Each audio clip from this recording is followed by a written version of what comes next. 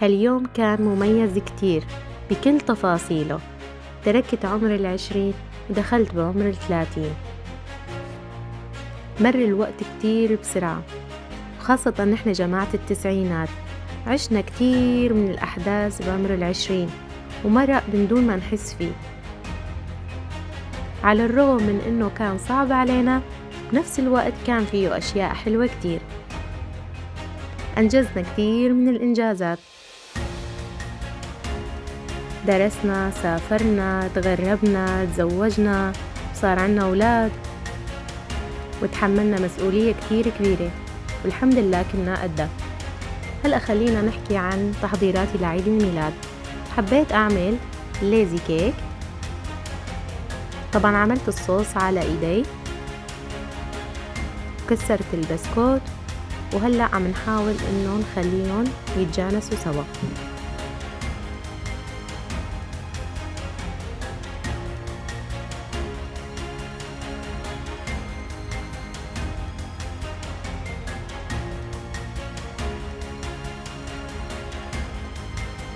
بعد ما خلطتهم كتير منيح، جبت القالب وفضيت الخليط فيه بهذا الشكل، وآخر شي حطيت عليه صوص الشوكولا، وهلأ بناخده وبنحطه بالفريزر.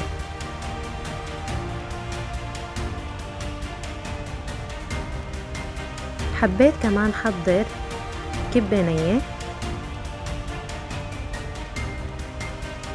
هون ضفت التوابل فوق البرغل، حطيتهم بالمكسر، خلطتهم كتير منيح.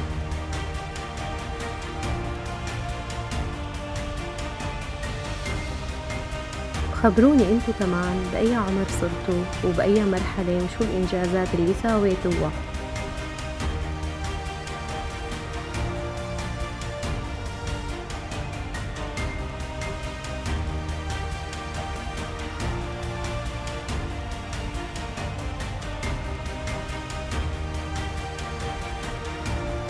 وهلأ بعد ما خلطتهم كتير منيح بهذا الشكل، صار فينا هون نشكل الأقراص. أما بالنسبة للمكون الثالث، حبيت أعمل كمان تشيز كيك. أول شي طحنت البسكوت وضفت عليه الزبدة،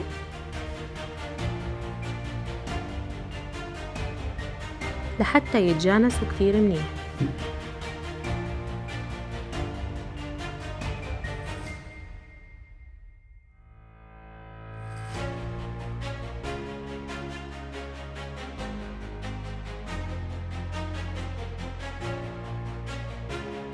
وجبت القالب وفضيت البسكوت فيه ورصيته بالقالب.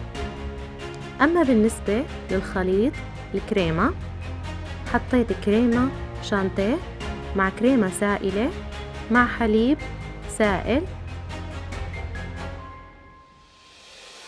وخفقتهم وضفت عليهم علبة قشطة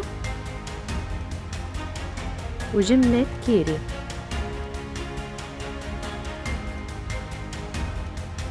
وهلأ منضيف خليط الكريمة فوق البسكوت، وبعد ما ضفتها أخدتها على الفريزر وحطيتها شي ساعتين 3. أما بالنسبة للمكون الرابع، حبيت أعمل بعجينة البقلاوة. بدل ما أعمل أكلة حلو، عملت أكلة مالحة. حطيت الحشوة لحمة متبلة مع طحينة ودبس رمان.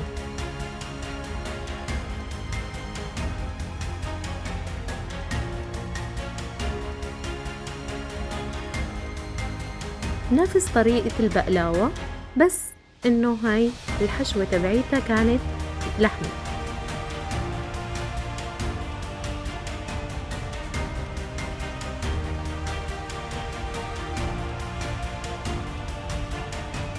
وبعد ما شكلت الطبقات كاملة، هلأ رح أقطعها لمربعات.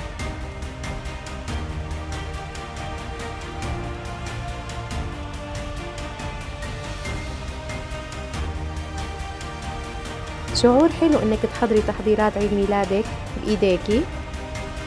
كمان شعور حلو اذا حدا عمل لك هذا الشيء. وكل شي إله شعور خاص.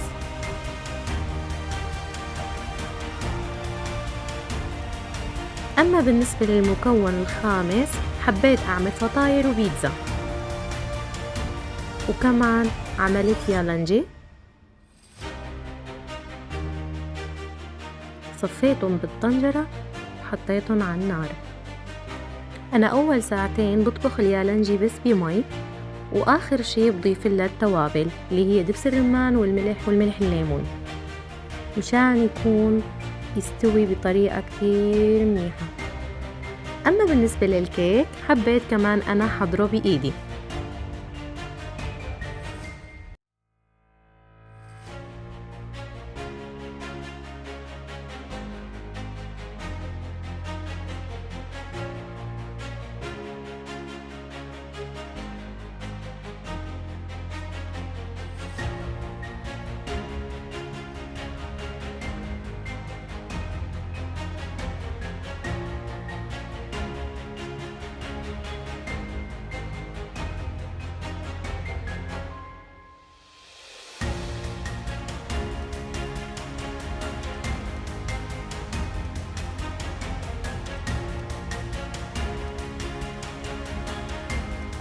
حبيت أعمله بالشوكولا والكريمة وزينته بهذا الشكل. عطوني رأيكم بالشكل النهائي.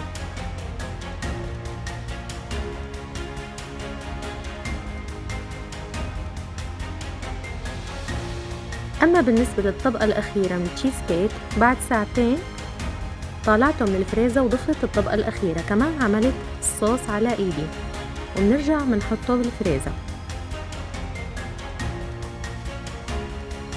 وهلأ صار وقت تشكيل أقراص الكبينية. حبيت شكلها بهذا الشكل.